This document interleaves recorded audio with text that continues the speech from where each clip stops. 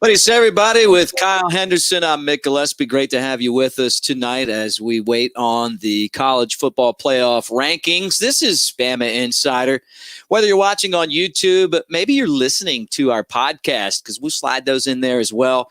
Kyle and I and everyone at Bama Insider, Alabama's rival site, appreciate you guys for being here with us. So give us a thumbs up, subscribe if you're watching, and if you're listening, if this is one of our podcasts, you can still subscribe to our channel. Give us a 5-star rating. And to all you guys that are out there, roll tide. All right, Kyle Henderson is here. He's the man, the managing editor of Bama Insider. And Kyle, I know you're expecting some big things tonight as I see everyone kind of getting fired up. Yelling roll tide at us like Barry. Yeah, absolutely. I mean, if you're just joining the show, definitely hit the thumbs up, like, subscribe. We appreciate you guys being here. Added our Tuesday show because Alabama just #1 in pretty much everything, right? I mean, despite everything that's going wrong in 2020, Alabama football is on the right track. I mean, #1 in the college football playoff rankings. I mean, we'll see the official rankings here in just a second. #1 in the AP, #1 in the coaches poll, and #1 in the Rivals.com recruiting rankings. And then stay tuned at 7 p.m. because I'll be back talking about the #1 ranked recruiting class with Andrew Bone. So we got a 2-hour lineup coming your way right here on BamaInsider.com, awaiting the updated college football playoff rankings. And after Alabama's 55-17 victory over LSU, I don't think Alabama is going to slide too much, if any, in these rankings. Yeah, look, it was quite a performance. We've talked about it a lot. Alabama over LSU. It was a lesson that was taught down in Baton Rouge about, writing checks that you can't cash. And it was all Alabama, 5 touchdowns, first 5 possessions. I was thinking about this, Kyle. Even comparing that game to the Ole Miss game, the first half of that football game, I don't remember Alabama having a more powerful offense and powerful offensive performance than they did that day. Yeah, I think so. I mean, I think you're right. I think, looking back at Nick Saban's comments before the game, he said they wanted to change the way that LSU thought. And like I said, during Monday Night Quarterback, I mean, I was like, my goodness, when he said that, that was like the hammer was about to be dropped. And seeing that Alabama put up 45 points on the board before in just 2 quarters, that was just absolutely mind blowing. I mean, how many could Alabama really scored in that particular game? Maybe 80 points, maybe 90 was the most that Alabama ever scored, as we talked about, against LSU. The previous was, I think, 45 points dating back to 1922. Look, Alabama is on the right track. These guys are laser focused. And Nick Saban talked about that this Monday during his press conference. And he said, look, these guys are focused in on a quest for perfection. This is something that is a rare form in college football, and especially going up against an all SEC schedule. I know we're talking college football playoff rankings. We're talking Heisman Trophy. That's all rat poison to these guys. These guys are dialed into the next opponent, the Arkansas Razorbacks. They're a 31-point favorite. And how do you keep them motivated at this time of year? It's simple. Perfection, right? You play only to the level of yourself. Nick Saban is a genius at doing that week in and week out. These guys are a buzzsaw, and they're going down to Arkansas with a mission. And I think it's going to be pretty ugly during that 11 o'clock game. Yeah, I mean, look, that's been kind of the focus of this football team this year. It really doesn't matter who they're playing. They play up to their standards. And Kyle, years ago, Alabama always had this issue of playing down to the level of competition.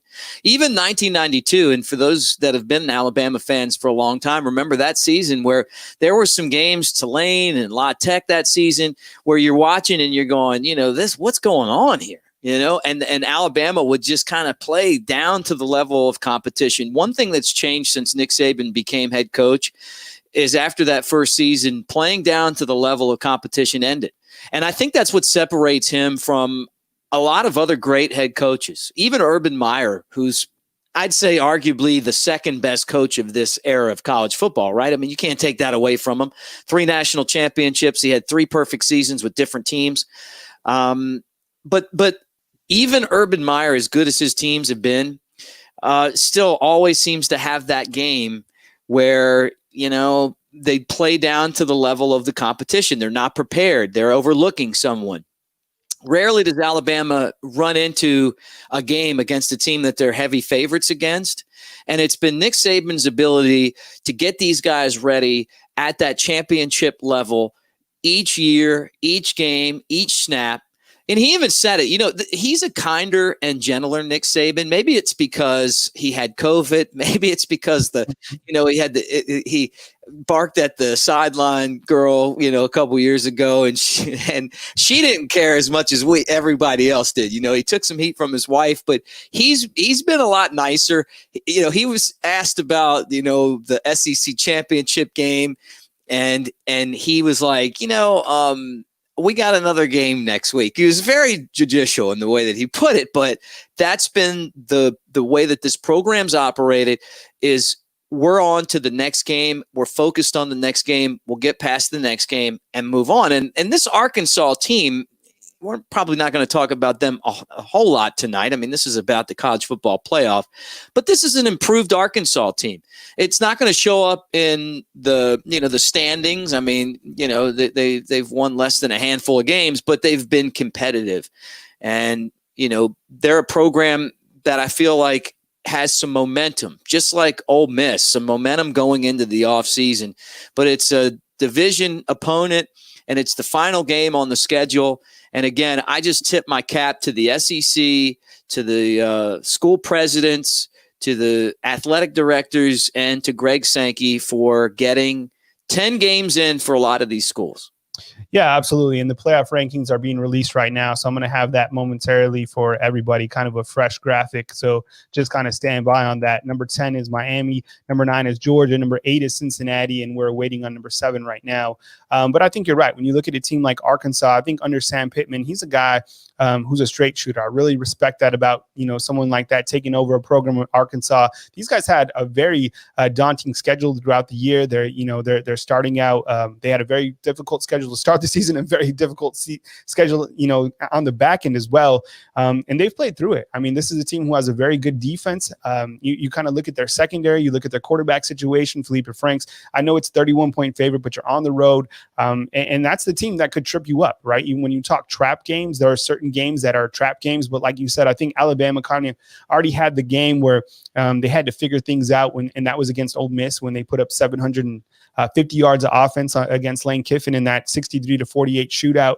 This team's dialed in. No contest this weekend. I know it's all rat poison, but it is what it is, and Alabama rolls. Number 7 is Iowa State, by the way. So number 10, Miami. Number 9, Georgia. Number 8, Cincinnati. Number 7, Iowa State. And we'll move into that top 6, and I'll get an updated graphic in just a second.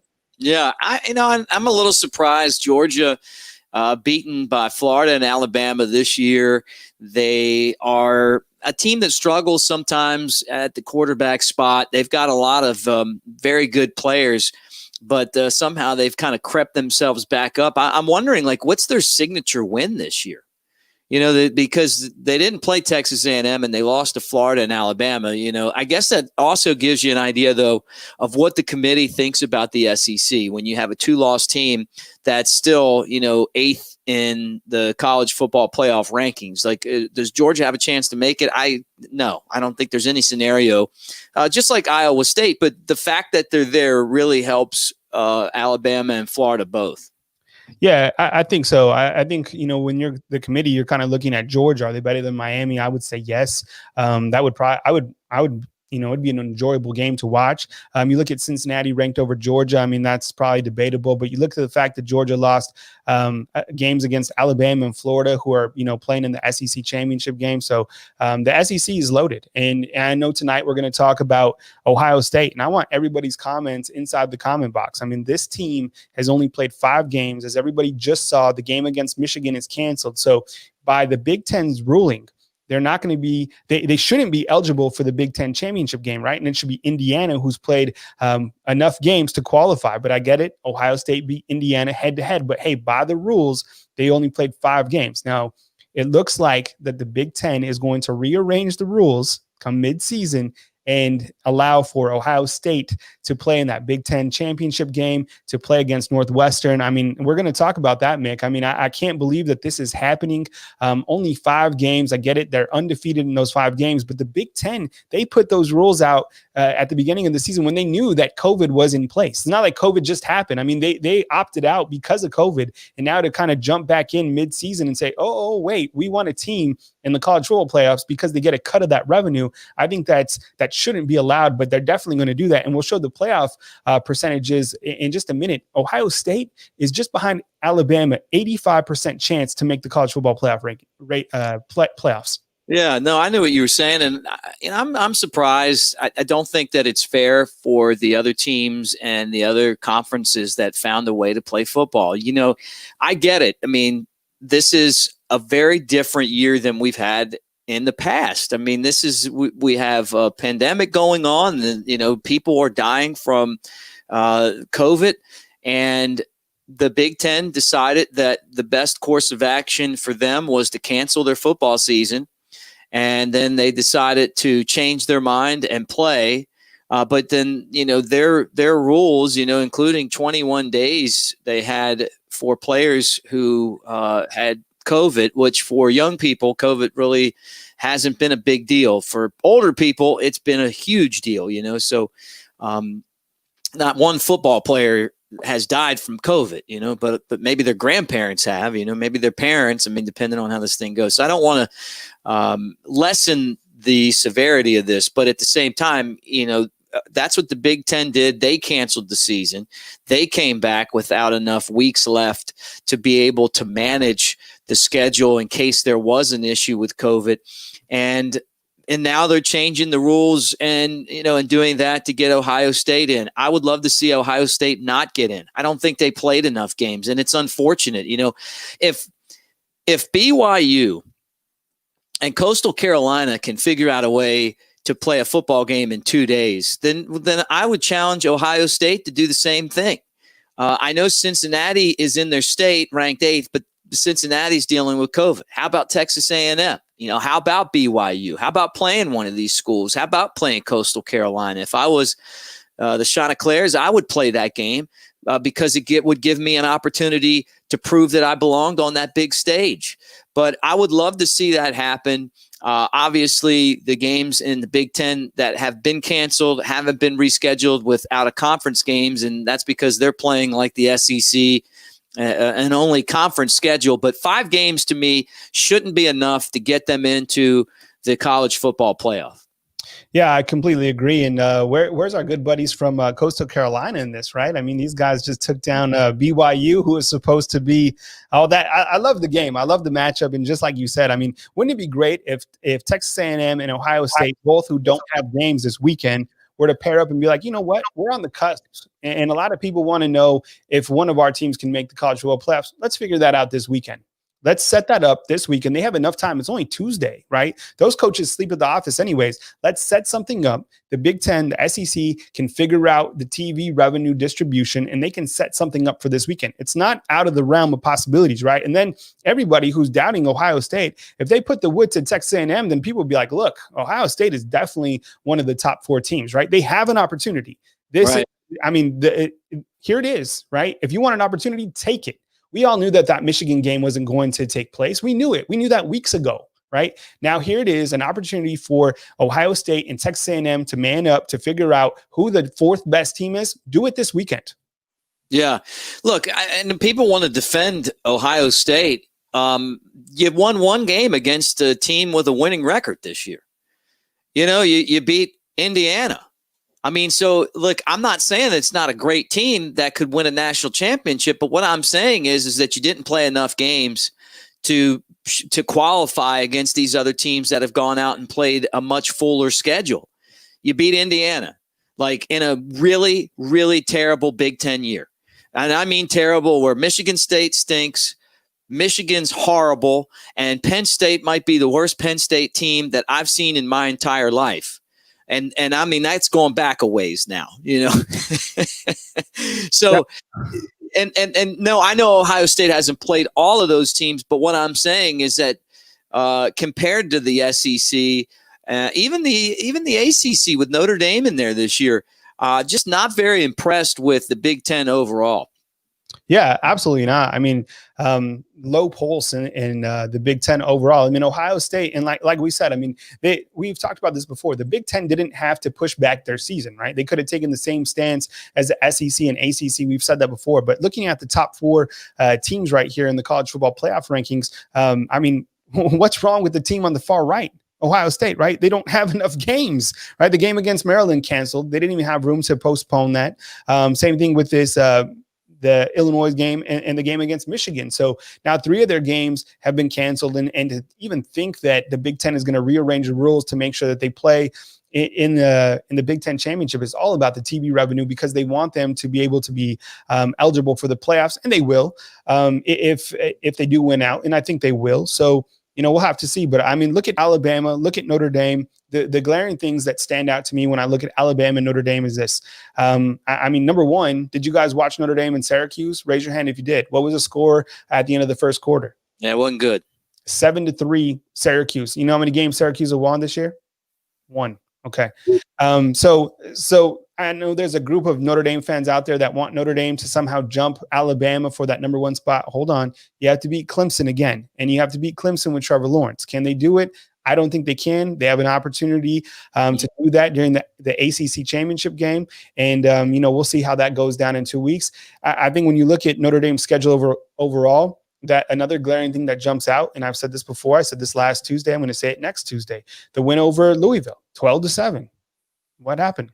I don't like that, right? The win against Duke, 27-13. So overall, look, they're having a great season. They're certainly one of the top teams in college football, but there's some glaring wins that just jump out to me that don't sit well. And Clemson, I still think, is the better team. And I don't even think that this is the best Clemson team that they've put together. Right. I mean, look, they beat the Citadel. They beat Georgia Tech. Their lone loss is a double overtime loss to Notre Dame, playing with their backup quarterback. So Alabama, I mean, right now, the way that this team is playing is a complete buzzsaw. Yeah. Well, I mean, we'll find out too. I mean, Arkansas this week, and then all of a sudden we start to salivate for that SEC championship game matchup again, Alabama and Florida. What is it like? This would be like the 9th time since '92 that these two teams have played. So it's going to be a lot of fun. Like I got nothing but respect for Florida Gator football, whether it be Steve Spurrier, who was the fun and gun there. Kind of the first guy to really bring, I'm going to throw the football every play in the college football. And then Urban Meyer was a great coach and won some titles, and then Nick Saban came along, and Urban Meyer, took the road out and went to Ohio State, and Florida's tried to find what they have again. And I think they have it with Dan Mullen. Honestly, Georgia's going to have a tough time kind of regaining the footing they had before this season, I feel like, in the future. So it's going to be a really great SEC championship game showdown. But, your other graphic, and now I'm looking at this right here, the playoff predictor, a lot of people feel like, and I look at this graph here, whether Alabama wins the SEC championship game or loses, a lot of people feel like they're still going to be in the playoff, what really blows me away, though, is that Ohio State has an 85.3 chance of getting into the playoff, right? And 23% chance to win the title. When you had their schedule up there, I'm looking at it, and I'm not really feeling like it's much different than the Sun Belt this year. In Coastal Carolina, some of these small divisions. And I think the reason why, I'm going to make an excuse up for the Big Ten, because I've always enjoyed watching the Big Ten when the SEC's not on. Not this year. I feel like a lot of these states have very strict COVID regulations, and the guys didn't have the normal practice and preparation, and I've heard that from a few people on and off the record too, because Penn State should be better than they are. Michigan should be better than they are. Nebraska, I don't know about them. I mean, they got the big name, but when Indiana's your like signature win, it's hard for me to kind of put you in a category where you belong up here with Notre Dame, Clemson, and Alabama, and even Texas A&M, who has played a tough schedule and beat Florida. I'll tell you exactly what's happening. So the College Football Playoff Committee, like everybody else, they survive off a thing called revenue, right? So they have to get Ohio State somehow into the playoffs. when the top 4 playoff teams was decided, they wanted to add, the top 4 teams. They wanted to make sure Clemson was in there, Alabama, Ohio State, right? That's the team, or they had hoped it would be somehow be Michigan, when we've all seen what's happened with their program. So they have to somehow get Ohio State in there, because Ohio State draws eyeballs. People want to see Ohio State play. They want to see them win. They want to see them lose, right? So now that Ohio State is somehow out, they're panicking, because think about this, Mick. What is a more interesting playoff, right?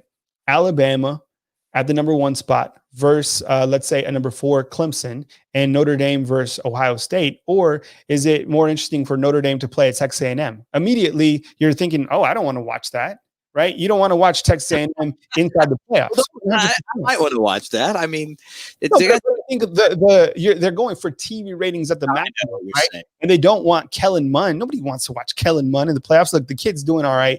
He's having a good season, but nobody wants to see Jimbo Fisher and the Aggies inside the playoffs. My point is, they want to see, they're driving for revenue, so they're trying everything they can. They're scrambling to make sure that they get ends met, and they have to get Ohio State inside the playoffs some way, somehow, and they're going to do it. Look, I want to put this one up here. AB says Michigan was scared to play Ohio State. They might get 100 hung on their head. I'm not disputing that. I don't know. I mean, when Tom Hart, who is and I've played this on here before, who is the lead broadcaster of the SEC network, came on our Bama Insider Tailgate show a few weeks ago, he said that he felt like there were some teams that were using COVID to avoid having to play football games. And I'm not saying that Michigan's doing that or not, but if he's saying that there's programs that are doing that, if I was Michigan, why would I want to play Ohio State, as bad as that team is? And the fact that you haven't won one win in the last 14 or 15 games between Michigan and Ohio State, Ohio State would have beat their heads in. I mean, really, it would have been terrible. So, I don't know. It's a convenient excuse, and maybe it's just hard for me to know, because I'm not there, whether that's true or not. But the fact that Tom said that to me makes me think that there is a little bit of smoke, and when there's smoke, there's fire, to the idea that teams could be using COVID as an excuse. And that to me seems like one, after watching what happened to LSU, if I was LSU, I would have much rather not played that football game. Yeah, but they did. You know what I'm saying? I mean, they came out and they did. They took the beating, and sometimes, like in Goodfellas, sometimes everybody has to take a beating, and it was their turn. So, you call me a clown, right? Yeah, because I'm funny, right? Funny guy. Great movie. So I think that Michigan, are they ducking Ohio State? Probably. Are they using COVID as an excuse? I have no idea. But Jim Harbaugh is clearly on the ropes. The guy's making $8 million, right? He's making $1 million less than Nick Saban, right? Wow. Saban should be making what, like $25 million, kind of based on the trajectory of the program. I mean, this guy's making $8 million. I'm not calling for anybody's job. That's for Michigan to decide. I have no idea what's going on internally there. It seems like they get guys. It seems like every single year they have, a 5-star or so. But right now, I don't know what's going on. They're not playing Ohio State, but back to Ohio State. I just don't think, based off the rules that the Big Ten set, that now they should kind of rearrange the rules just so they can get a cut of that big pie. I mean, they made their ruling. They made their bed a long time ago when they didn't start the season on time. Yeah. And I mean, it didn't look like we were even going to have football for a while. There was a lot of questions when this thing started. So, I'm definitely grateful that we're playing football. But I think going back to your point about what people want to see, people want to see Alabama. They want to see Clemson. They love Notre Dame.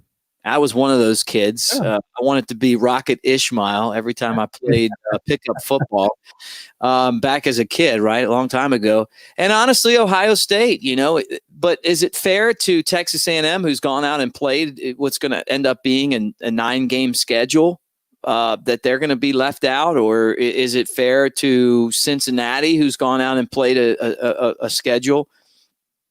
It feels like there's a glass ceiling here. I mean, if you can get in having played 5 games and then 6, counting a title game, with 2 of the teams you're playing having records better than 500 and everyone else being terrible. I don't think it's fair. Look, I look at the SEC, and I honestly feel like this year was a really good year talent-wise in the SEC. I feel like that schedule is going to make Alabama and any of those teams that play in bowl games better. The ACC, it's not good. I mean, it is not good right now. But Notre Dame and Clemson certainly are, right? And then the Big 10, not good. The Big 12, not good. The Pac-12, not good. And I think the reason why football is so down is just the fact that we've had all these disruptions and a lot of these places that the guys haven't been able to practice. And I think that you see that with the way that the tacklings happen and everything else. So there's an excuse in there, but I really do believe that. I mean, football is a game where when you got 11 guys trying to do everything in the same direction, if you don't get that practice time in, it definitely translates onto the field. But look at this. I would like to see, you talk about what they want to see. What Mick wants to see is I want the loser of Clemson Notre Dame out. I want Ohio State out. I want Cincinnati and Texas A&M both in if they win out. I like it. I mean, I think that kind of when I look at the overall scenarios of what could happen and just kind of playing devil's advocate here, because Alabama right now has a 97% chance to make the college football playoff rankings. I mean, there's no chance that these guys lose to Florida, in my opinion. I think kind of going into that game, they got to be like a 14-point favorite, something like that. But let's just play devil's advocate just for a minute, just so we can kind of talk about what could happen, right? Throw some hypotheticals out there. If Florida is somehow to beat Alabama, where does Alabama fall within those playoff rankings? Are they at the 4th spot? Right? Do you throw Florida at number 2, kind of depending on the outcome of the ACC championship? Would it be like, let's just say Clemson beats Notre Dame, right? So would it be Clemson, then Florida, then Notre Dame, and then Alabama? Would that make sense? Yeah, I could see that. I mean, right. I just happen. I mean, the only way that somehow that happens if Alabama somehow doesn't have Mac Jones, in my opinion, right, during that game. Yeah. Unless Florida comes out, and Florida could come out and play a great game, and Alabama, but a backup quarterback has won the SEC championship for Alabama and a national championship for Alabama, right? When we rewind. Yeah, but I mean, look, I've been on the Bryce Young train since I was watching his high school tapes on Rivals. Look, I am glad he came to Alabama. The number 2 overall quarterback. But right now, I don't know if he's ready to take over and run a program and win an SEC championship game. I mean, I see him come in and he looks like he's got a lot of work to do. He doesn't look comfortable in the pocket. I mean, he throws behind guys and it's like he's looks like a deer in the headlights right now. I think that'll get a lot better as, things progress, but you're right. I mean, if Alabama was to lose, you got to figure Mac Jones gets hurt and they don't have any, and they're struggling at the quarterback spot. And I think the reason for Bryce Young is because they haven't given him opportunities, right? I mean, he's thrown the ball less than 20 times and he's had 95 stats. I put out a video today kind of, talking about that. And the reason I did is because Nick Saban was asked about Bryce Young recently. So it was kind of, I didn't think the timing was right either. I mean, the guy hasn't thrown 20 passes, but when he's in the particular game, I think that, he feels that he has to make a giant play every single time because he knows he's going to have 2 chances to throw the football. Now, if he has a whole game to play, if he has a whole half to play, maybe you see that he doesn't feel that he has to make a big play every single time. But I think right now he knows, he's like, look, I get 2 chances to throw the football. They got to be perfect. And you looked at what he did against Kentucky. He was 2 for 2, threw a 35-yard dime to Devontae Smith and then threw a touchdown pass. But in the same time, he's playing maybe a little bit rushed, maybe a little bit forced. He's been sacked 6 times. So that's the kind of the reason that I bring up, what could be Alabama's kryptonite going forward. And it's not on Bryce. I think it's just because they haven't allowed him to really take over the keys. Now, against LSU, they could have given him the opportunities in the second half, and they did. But, they just had him, kind of run out the game. So, yeah. And that's not his fault. Yeah, no, I agree with that too. He's gotten sacked a lot, and I'm sure that the playbook is a lot smaller for him than it is for but then let me say this though. Do you remember when Tua used to come in? I mean, he came in against Vanderbilt. And it was like trash time, a lot like Bryce is doing right now. And like all he did was just like make like amazing passes and throw touchdowns. And, I could tell that Saban probably wanted to like dial him back a little bit because you don't want to rub it in your opponent's face. But these guys practice every day. You still got to stop them. I'm hoping that, that Bryce Young does get some time. And I'm also, interested to see what Paul Tyson does. And, I see Roll Tide, Roll 8's mentioning that. Yeah, Paul Tyson's been there for a while, and I've heard from people that he's done really well in practice. So maybe, I'm not saying that he would skip over top of Bryce, but what I am saying is that when you get into the games, you want to see someone like Jace McClellan. You just hand him the ball, and it's like he's shot out of a cannon. I mean, he's become like him and Billingsley are the two guys that I can't wait to see. And I wish that Jace would get into the game sooner. I wish they would give him the ball, but Najee's going to get it. And Brian Robinson's going to get it, and they should. But I'll tell you what, McClellan has definitely made me comfortable with the next wave of guys. Yeah, absolutely. I kind of wanted to build off the Bryce Young dialogue here. As you can see, these are his season totals that he's played this year. I know I put a video out that kind of has this information as well, but just to kind of put it on the screen and kind of show everyone the limited opportunities, especially throwing the football. Look, he's 10 of 18. Right, he's only thrown the ball less than 20 times. The game against Kentucky was 2 for 2. Against Tennessee, he was 3 for 5. He should have thrown a touchdown in Tennessee. Slade Bolden dropped that touchdown, as we all kind of remember. But the thing that's concerning to me, and I brought this up, is that he's been sacked. How many times he's been sacked during those games, right? When I look at kind of the sack total, that is concerning, and maybe that's just kind of getting used to the speed. I don't know. Sometimes there was a time I know we got sacked because of Alex Leatherwood. So we'll have to see with Bryce Young. But you're right. I mean, talking about Jace McClellan, that's a guy you kind of just give him the keys and he just drives the Ferrari really well. Really like what we've seen from Jace McClellan overall. I mean, the guy's clearly got it. How many times has Mac been sacked? Just curious, because I have noticed the sacks with Bryce Young are in right now. He's been sacked 8 times. So he's played. Yeah, look at that. So it's just crazy. But look, this is why he wasn't ready to come in and be the starting quarterback. He's learning every week. He's going through the process.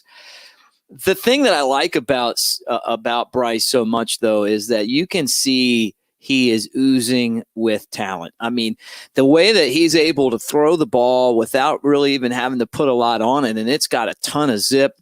He's also going to put on weight. I mean, think about Mac Jones, where Mac was last year and then where he is now, weight-wise. He's just put on muscle. He's put on weight. He just looks the part now. Bryce Young's going to get that as well. So don't think that I'm giving up on Bryce Young. I'm just saying that for him to be at that point where he's going to come in and help you win an SEC championship game, if something happened to Mac Jones, I just don't think he's there yet. But maybe a game like Arkansas, if Alabama can have a fast start, we'll get a chance to see him some more and he can get some more reps. Yeah, and I'm looking, these are the official stats. These are the cumulative stats from Alabama. And as you can see, Mac Jones has been sacked 8 times on the season. But the numbers don't add up, and that could be an error on Alabama's side, because if you see if you do simple math, that's only 5 times that he's been sacked. So again, like, I don't tabulate the cumulative stats. Like, Alabama sends these to us and then we distribute them. Usually they're spot on, but in that particular case, something to note. Still, he's been sacked 5 times in the 18 passing attempts, and then you look at the fact that Mac Jones has only been sacked 8 times within 255 attempts. I think those numbers say a lot. Right.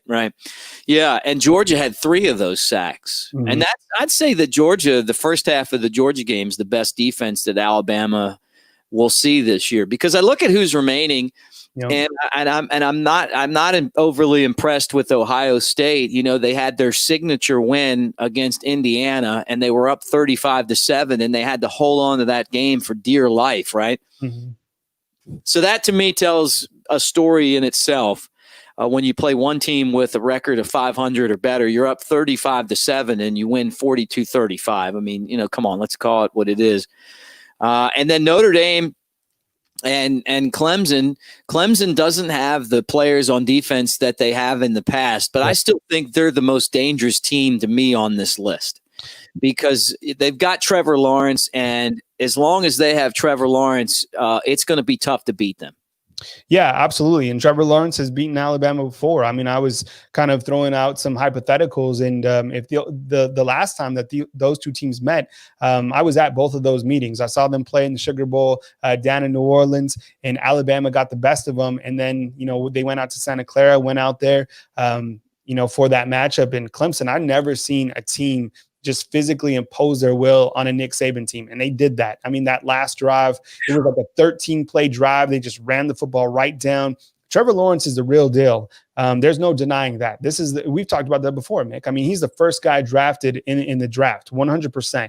And with this guy, he has wide receivers. And you're right. I don't think they have the defense that they've had in the past.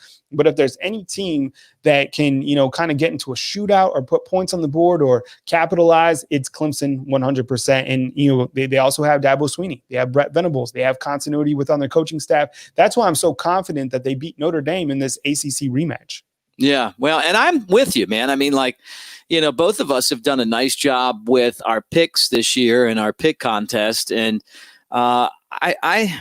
if Notre Dame beats them a second time, I can't even say there's a shift in the ACC because Notre Dame's not really an ACC team. They are this year, but they're an independent. But I think that if Notre Dame beats Clemson twice, you got to say Notre Dame's really making a statement about where they are. And if they beat Clemson twice, I don't think they're going to jump over Alabama if Alabama has an Alabama type of performance against Florida, just because the track record. I mean, you look at the schedule here, the teams that Alabama has beaten, right? You got Texas A&M, number 5 in the country, 1 loss. You got Ole Miss, it's a good team, and I think they have a winning record now, or at least they're 500. But they're good. I mean, Georgia is number 8 right now in the standings, the college football playoff standings. Tennessee stinks. Mississippi State's not good. Kentucky's all right. Auburn, I mean, I don't know. I said they were good a couple weeks ago. They're fair, and then LSU stinks. So, I mean. But, I mean, you could say what you want about Alabama's schedule. Their schedule's easy. No, go to Notre Dame's schedule. Duke, South Florida. Are you kidding me? Florida State, right? Florida, they beat Florida State 42-26. I mean, then that Louisville game that I keep talking about. Season. Okay, Pittsburgh. Okay, nice. Georgia Tech. Steelers, they're unbeaten. No, they lost they lost. Yeah, it was because of Cam Sims' one-handed catch. Did you see that? Yeah. Hey, before you go through this, don't forget, guys, every Thursday we got the NFL show. JP's texted me last night. He was like, I told you about Cam Sims. So make sure you watch. That's our most underrated show. I mean, these guys on Thursday, you guys need to be watching that because these guys are going over everything in the NFL. You want Bama in the NFL, your own channel? That's it. You guys are talking about Bama in the NFL. You talking about Cam Sims this last video. We did. So they beat the Steelers 45-3. That's where we left off, right? Yes, and they beat Pittsburgh, they beat Georgia Tech, beat Clemson, notable. Beat Boston College. Boston College is a sleepy good team. Beat North Carolina. Well, let me say this, okay? Who would you compare in the SEC to Boston College? To Boston College, maybe like a. I don't know. It's a good question. Maybe if they were in the SEC, how many wins? Like an above average, like Tennessee, versus Boston College. That game would go into 7 overtimes. Right. That's what I'm saying. Like 2 wins, maybe 3. That's if you had Vanderbilt, Mississippi State, and you got lucky against a Kentucky or something, right? But I'm not trying to argue with you, but that's a quality win for them. I give them credit for that North Carolina win. That North Carolina was ranked pretty high there for a minute. They don't play any defense, and they are soft, but you know what? They score. They're just not soft, and they're not physical. And then Syracuse. Syracuse was 1-9, and Syracuse. I mean, don't let me, forget that Syracuse only won one game, and they were leading Notre Dame 7-3 at the end of the first quarter. I mean, can you imagine if that happened on to Alabama? Like ESPN they wouldn't stop talking about it. They'd be like, breaking news, like Syracuse is leading, Alabama 7-3. We're going to go live. I mean, that doesn't happen. All right, let me run down Clemson's schedule just because this is fun. All right, Wake Forest, no good. Citadel, I didn't even know they have football anymore. Virginia, awful. Miami, that's a good win. Look, Miami's in the top 10, and Clemson thumped them. So, look, I'll give that one right there. That's a big positive, and that's a signature type win. They beat Georgia Tech the way you're supposed to beat Georgia Tech. When you beat a team 73-7, that tells me that what you're in it to win it, right? Syracuse, they're awful. You should beat them, just like Georgia Tech. Boston College, they were trailing Boston College and had to come from behind, but that was also when Trevor Lawrence was out, right? And then they lost to Notre Dame without Trevor Lawrence, and then they've been back on the warpath again. They crushed Pittsburgh, and they beat Virginia. Is that West Virginia? No, that should be Virginia Tech. Oh, Virginia Tech. That's right. It was Virginia Tech. Okay. Yeah. Yeah, that should be Virginia Tech. Okay. So that's not a bad win. I mean, I give them credit for that one. They're playing. I mean, look at the last two games. I mean, 42-17, 45-10. And then they play Notre Dame. We've already talked about Ohio State's Big Five games that they beat Indiana 42-35. Now, before we end the show, I just want to get the pulse on everybody. Look, I'm not in favor of this, but I came up with the graphic, and I just want your guys' take inside the comment box. I forgot about this one. And this is on me. I'm supposed to bring this stuff up, but I guess it's because I told Kyle before we did our pre-show thing. I'm so against the college football playoff because I feel like every game's a playoff in college football, but here you've actually made the bracket. If there was ever a year to do a bracket, it's this year just because of everything else crazy going on. Bama against Coastal Carolina. I mean, what would have happened there? I mean, what Ohio State, Texas A&M, you're calling for that game to be played this weekend. Yeah, you know what? The game against Coastal Carolina would be a game that Nick Saban wouldn't want at all, because to be matching up with the team that runs the option is a nightmare on a short notice. Look, a couple years ago, the Citadel, who runs a triple option, came into Bryant-Denny Stadium, and they were nearly leading Alabama because of the triple option. I'm serious. Mac Wilson, remember him, the linebacker, completely lost. They had no idea who had the football. And that's. Do you remember what Nick Saban said, Kyle? Sorry to interrupt you, but do you remember what Nick Saban said, how he described it? Was that wasn't Tin Horn? I thought it was. I thought the Tin Horn was someone else. It was the same thing. Option team, though. Yeah.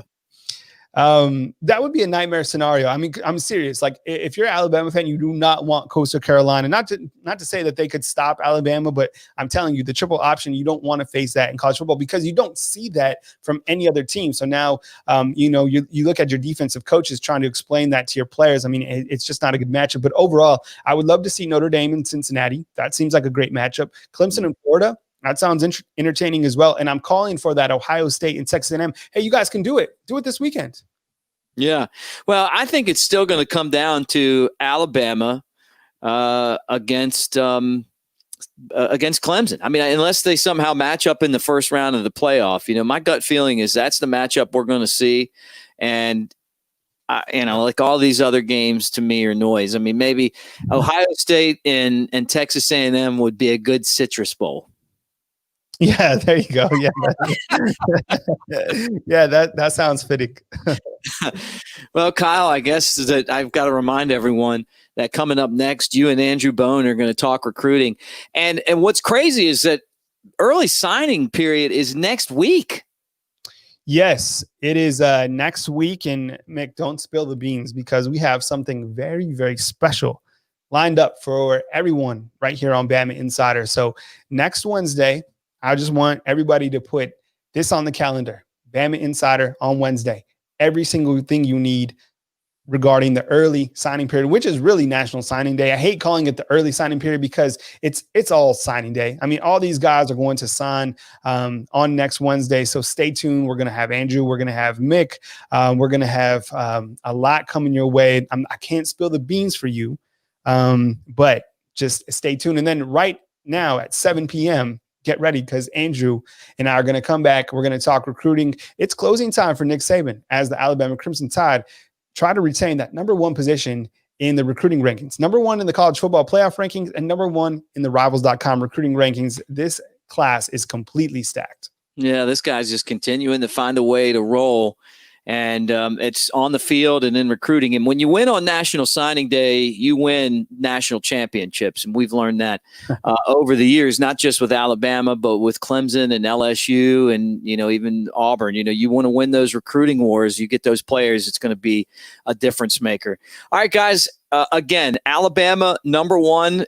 The standings really didn't change. You got Notre Dame 2. You got Clemson 3 and Ohio State 4. Texas A&M sitting at 5, Florida 6. Florida's got their own destiny in their hands because they're going to play Alabama and Atlanta. But they've got to take on LSU on Saturday where Bama plays Arkansas. Then we can get past all the rat poison and start to focus on that SEC championship game December 19th in Atlanta. Give us a thumbs up.